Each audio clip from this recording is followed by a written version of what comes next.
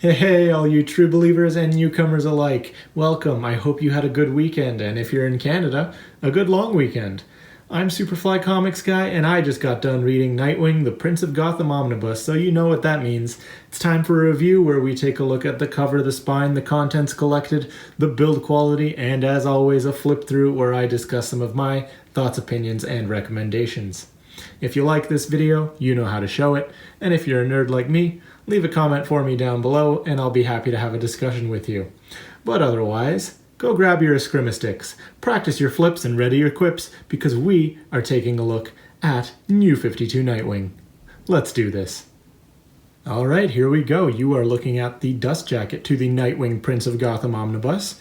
No variant covers. This is all you get, but still very nice. This is the cover to Nightwing number 1, I believe, from the New 52 series. There's the spine for you. Very nice bold red design. That'll pop out on your shelf. And the back.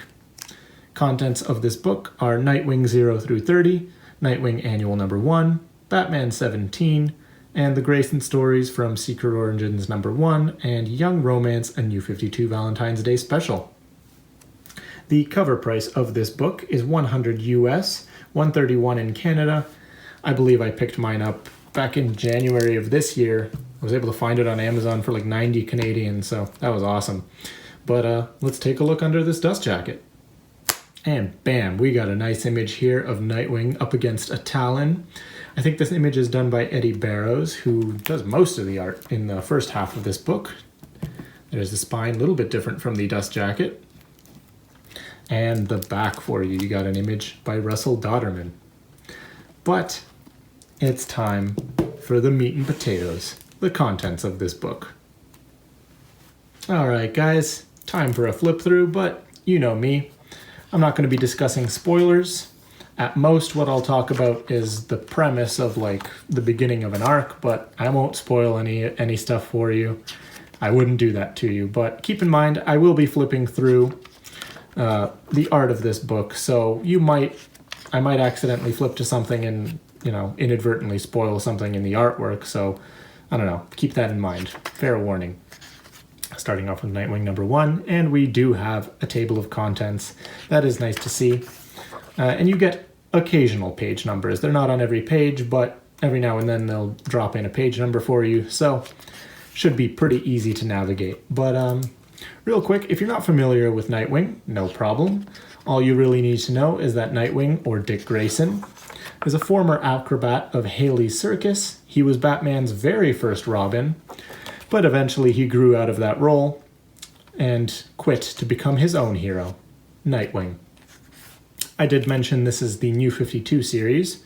If you're not familiar with that, I've mentioned it in other videos, but real quick, it's just a period of DC Comics that started in 2011, ran for about 5 years, where DC did a soft reboot of a bunch of their ongoing series. Some characters were changed pretty drastically, and other characters, like Nightwing, weren't really changed much. I wasn't originally planning on getting this book, but what I've been doing for the past, I want to say like year and a bit, I've been doing a sort of chronological Batman greatest hits read-through, where I've started with year 1 and read chronologically some of Batman's most important and impactful stories. So I didn't think this originally fit with that, but I figured, you know what, Nightwing's one of my favorite members of the Bat family. And, this is the New 52. It's got some ties to New 52 Batman, so I figured, you know what, why not? I'll give this a shot. If you're familiar with the Batgirl Returns Omnibus, which I've done a video on, you should totally check that out, by the way. This book is structured very similarly to that, in that you get a collection of very Nightwing-centric solo stories in here, but then you're also going to get the occasional crossover story with an event from Batman's New 52 series, such as Court of Owls or Death of the Family. Overall, though, I will say I still like the Batgirl Returns Omnibus better, whereas that book really blew me away, honestly. This one, I'm kind of just lukewarm on this book. I think it's still alright, but nothing really in here wowed me. But you do get a variety of stories in here. The best way to split it up is into like 5 separate sections. It starts with an arc where Dick kind of ends up with the deed to the circus, and they're sort of traveling around different cities, but all the while trying to figure out who's this mysterious character who's targeting the circus and why Dick is suddenly being accused of being the fiercest killer in Gotham. So that was pretty interesting. There's a lot of focus on personal relationships with some of Dick's old friends from the circus. I thought that was pretty decent. You also get the Court of Owls tie-in that I mentioned, which focuses a lot on the history of Gotham. If you've ever read Kyle Higgins' Gates of Gotham, that book also focused a lot on the history of Gotham, so it's kind of similar here. Yeah, that's something I didn't mention. Most of this book is written by Kyle Higgins, but yeah, the Court of Owls story delves into a little bit of the history of Gotham, history of Haley's Circus, and it kind of retcons a little bit of the origin of Dick Grayson, which, I'll be honest, I wasn't really the biggest fan of. I get what they were kind of going for. They're going for this theme of Gotham takes the things you love and it twists them against you, but I think the execution of this Court of Owls tie-in kind of stumbled a bit. The next kind of arc you get is a bit where Nightwing goes up against a gang called the Republic of Tomorrow, who just a group of people who want to rid Gotham of false idols. And there's a mystery involving some murders. I thought that section was just kind of okay. Didn't really hold my attention. What I think is probably the best part of this book is the Death of the Family tie-in. I thought that was awesome. If you're not familiar with Death of the Family, it's basically Joker's master plan to go after each member of the Bat family. So that was a really creepy but action-packed chapter of the book. And in my opinion, it's where the art in this book peaks.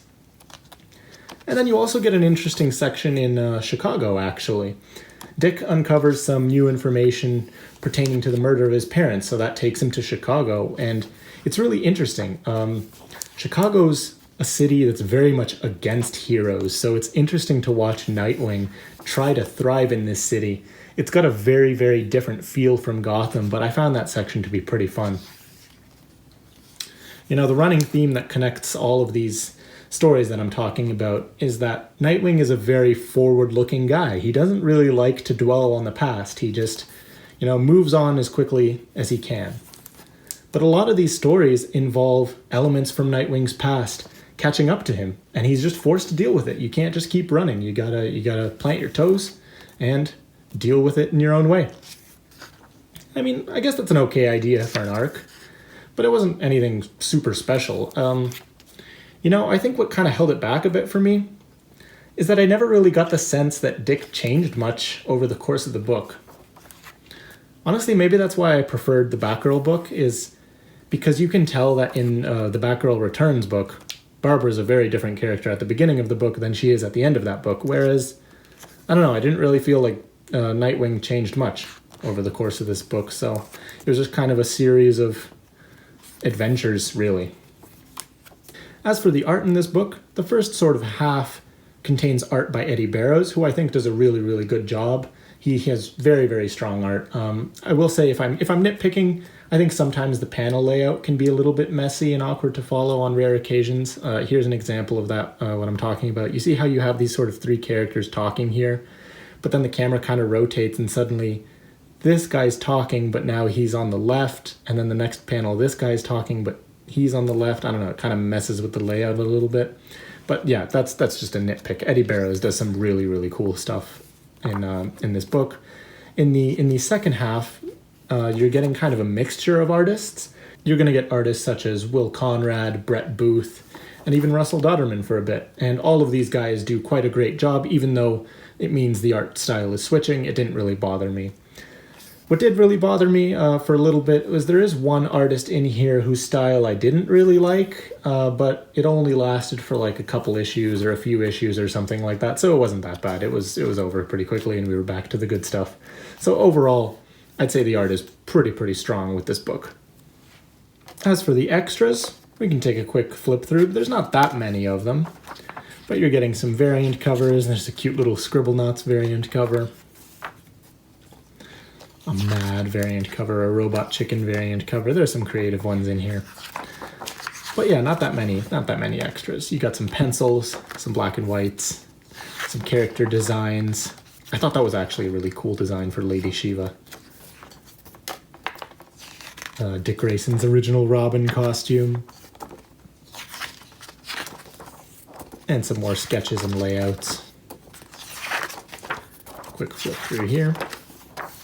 So yeah, not that many extras there. We're already at the end. Probably the shortest extra section I've done so far. But let me take you through some of the build quality. So 824 pages is what you're getting with this book. Let me quickly show you that eye. It's pretty good. It's not too bad. There's a decent amount of glue on there, but the eye is opening enough. I've got a little remainder mark on mine. That's probably why I was able to get it for so cheap. But so it lays over okay in the middle, but what I will say is that towards the beginning and the end, the book, because of the tight binding, let me quickly show you, it has, shall we say, some struggles to stay open. That's not too bad, but let me see if I flip a little bit more. Yeah, it's gonna start trying to shut on me.